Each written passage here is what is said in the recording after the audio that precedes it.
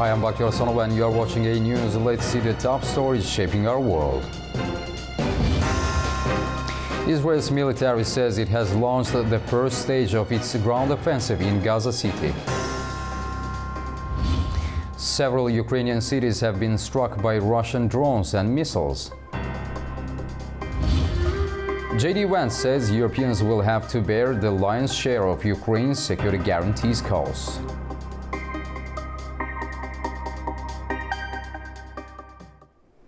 Israel is pressing ahead with plans for a full-scale assault on Gaza City despite stalled ceasefire talks and growing warnings from world leaders about the humanitarian cost.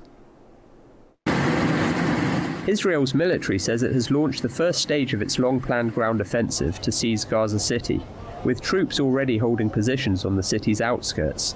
Military spokesperson Brigadier General Efi Defrin said the army had moved into the next stage of its Gaza campaign. In accordance with the guidance of the political leadership and after the plans were approved by the Chief of Staff, the IDF has begun the second phase of the campaign, Phase 2 of Operation. Defense Minister Israel Katz approved the operation on Tuesday, with the plan expected to go before Israel's Security Cabinet later this week. Around 60,000 reservists will be mobilized in September to free up active duty personnel for the push. Hamas accused Israel of blocking a ceasefire deal in favor of continuing what it called a brutal war against innocent civilians. The operation comes amid warnings from international allies. French President Emmanuel Macron said Israel's Gaza City takeover plan can only lead to disaster. The International Committee of the Red Cross warned that mass displacement and intensifying strikes would worsen an already dire humanitarian crisis for Gaza's 2.1 million people. Despite mediation efforts, ceasefire talks remain stalled as Israel prepares a full-scale assault on Gaza City, where nearly 1 million Palestinians are trapped in dire conditions. In Israel, tens of thousands have taken to the streets demanding the release of hostages held by Hamas. Among them are families of hostages waving flags, chanting and lighting candles as they call for progress in negotiations and the safe return of their loved ones still in captivity. Massive crowds took to the streets across Israel, staging nationwide protests to urge the government to reach a ceasefire deal with Hamas and ending the military offensive in Gaza. In Gaza, tens of thousands of displaced Palestinians remain without proper shelter, despite Israel saying it has eased restrictions on aid supplies. Humanitarian agencies warn delays are costing lives as families endure summer heat and brace for winter.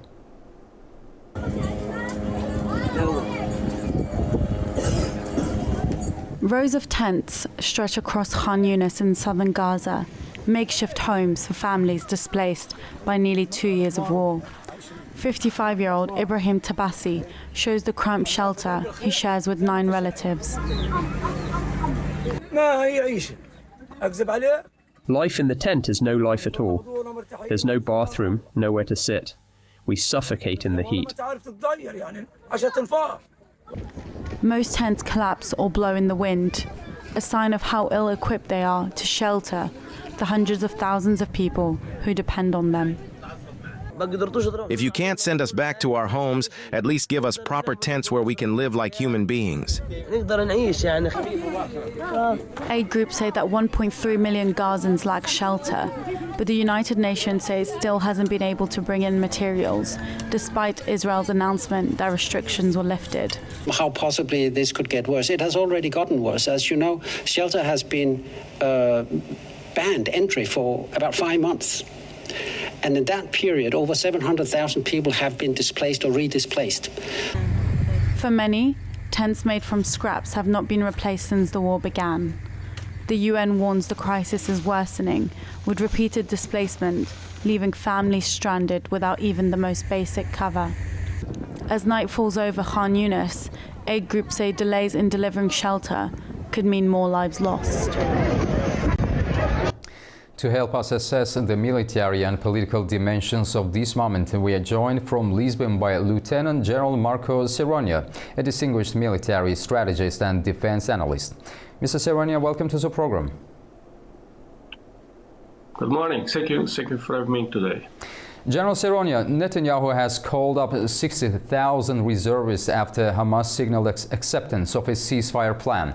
In your view, is this meant as a bargaining tactic over the hostages or a preparation for a large-scale assault? Yeah, that's true. We know that the plans are going to cope with a very, very demanding operation in the near future.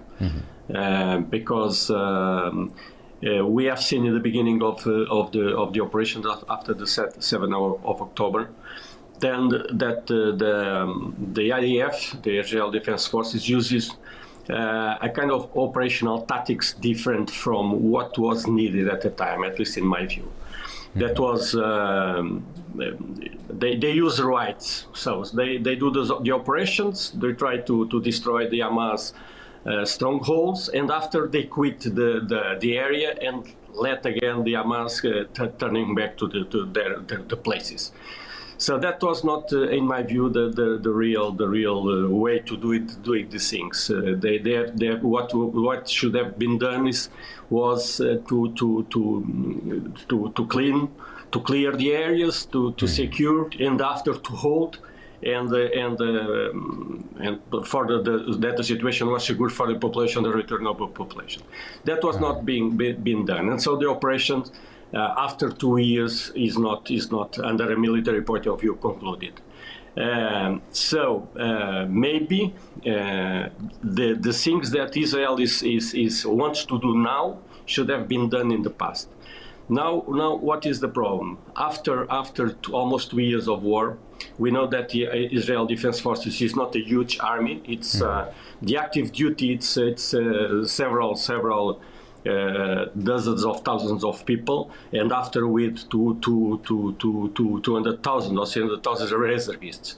So and even the top leaders of the IDF and the other generals in the reserve are saying this. The troops are a little bit burned out.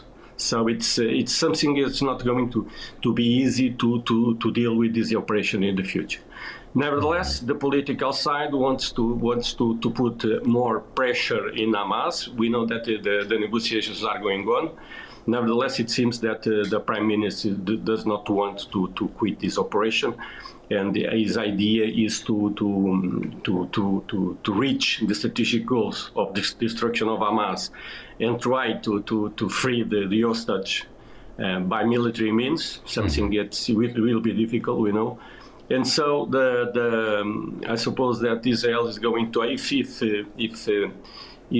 the operations takes too long, and too long for me it's more than 6 months, will be a huge problem for the Israeli Defense Forces, because it's 2.5 years of operations. It's too much for this kind of organization that is difficult to be able to cope with this. General Seronia, between Hamas and the Israeli government, who do you think is under greater pressure right now, militarily, politically, and socially?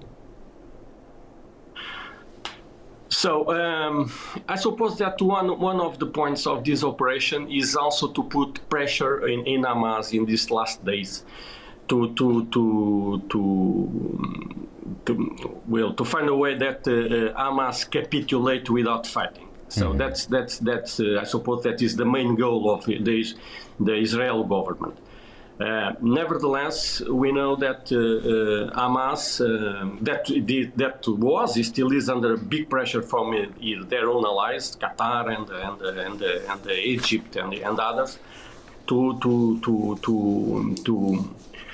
quit. That's capitulate. Maybe it's a strong word, but to quit the fight.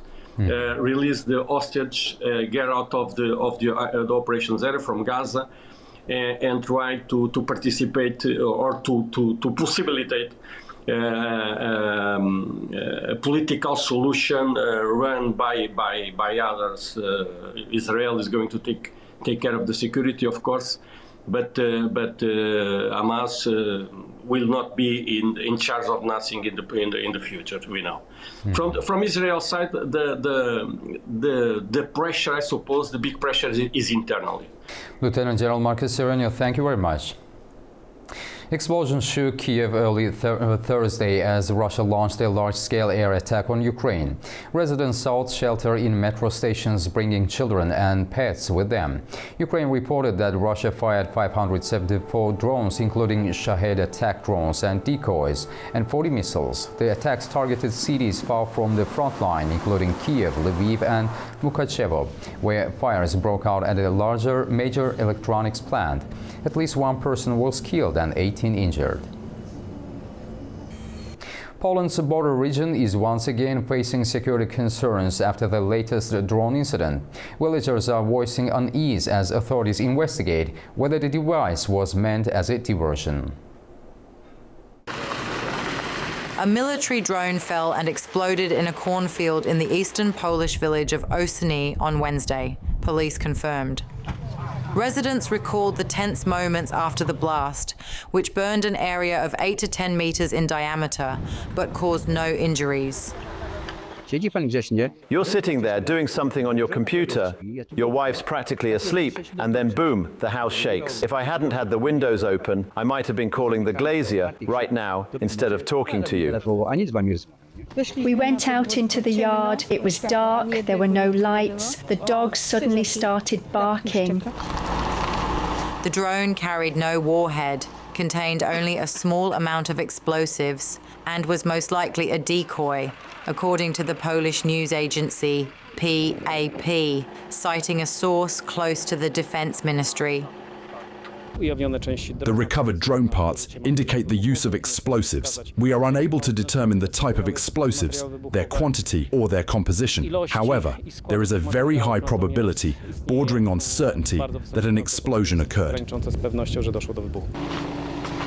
The incident occurred in Lublin province, near the border with Ukraine. Police had earlier reported that an unidentified object had fallen in the area.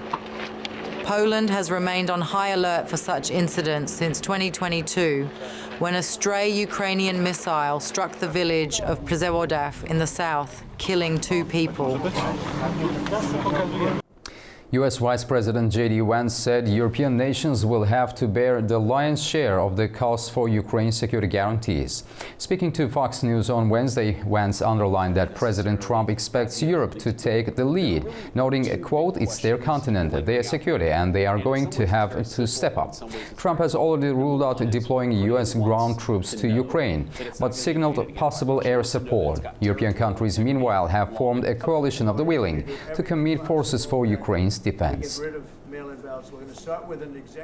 U.S. and European military leaders held talks on post-war security guarantees for Ukraine following President Donald Trump's pledge to back up protections under any peace deal. U.S. Air Force General Alexis Ginkiewicz, who oversees NATO operations in Europe, briefed counterparts on Trump's recent Alaska meeting with Russian President Vladimir Putin. Trump continues to push for a swift end to the war, raising concerns in Kiev and among its allies that he may accept terms favorable to Moscow.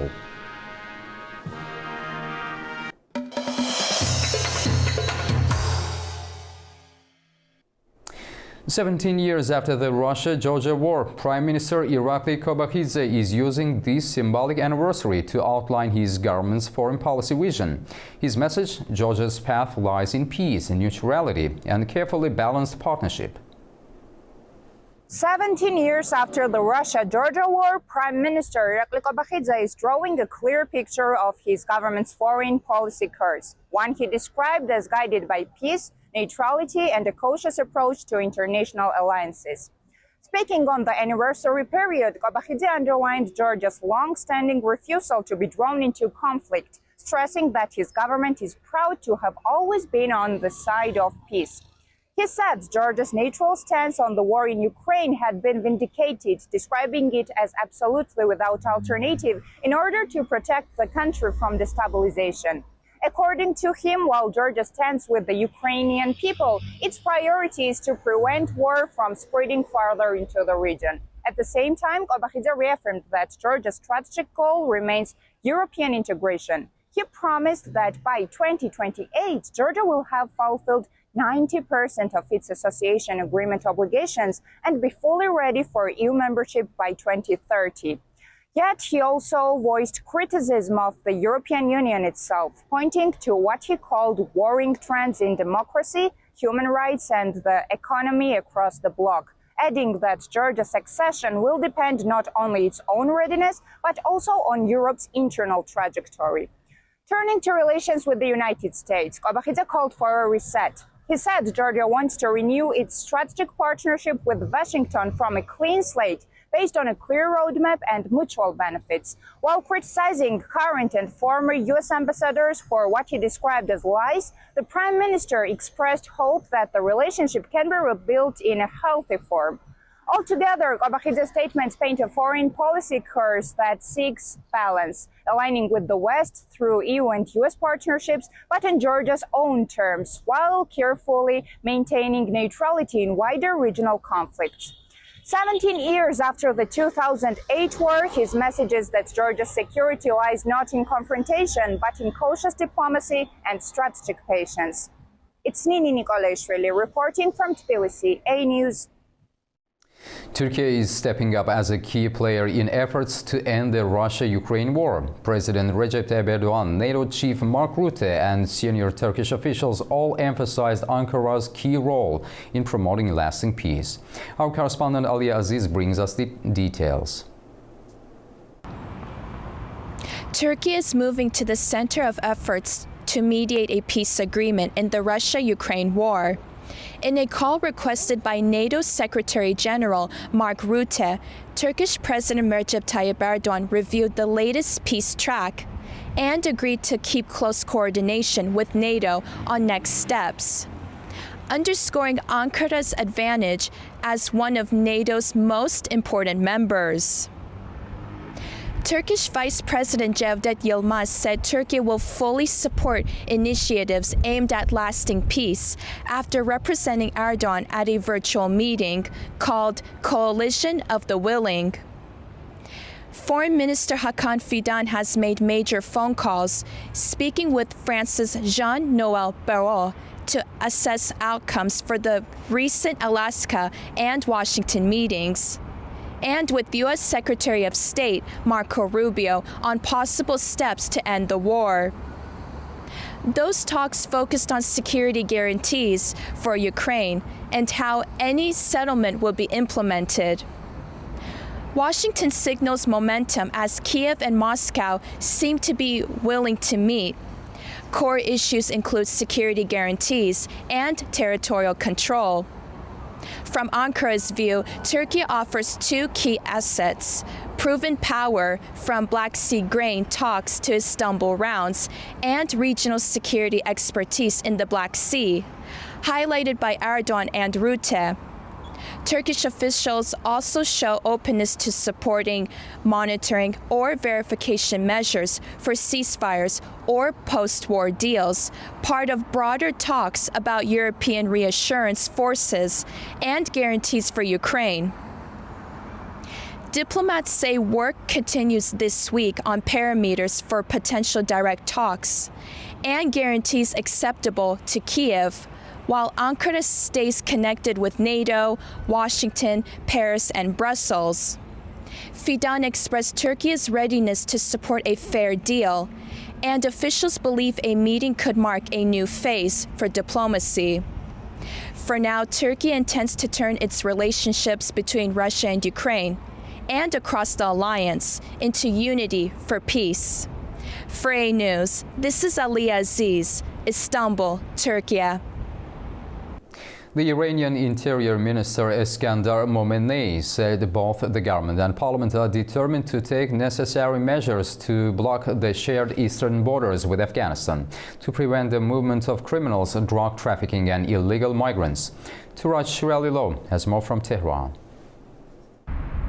Interior Minister Momenei said that Iran is determined to complete the ongoing measures to block the shared eastern border with Afghanistan in a bid to prevent cross-border movements of the narcotics smugglers, human traffickers, illegal migrants, and terrorists.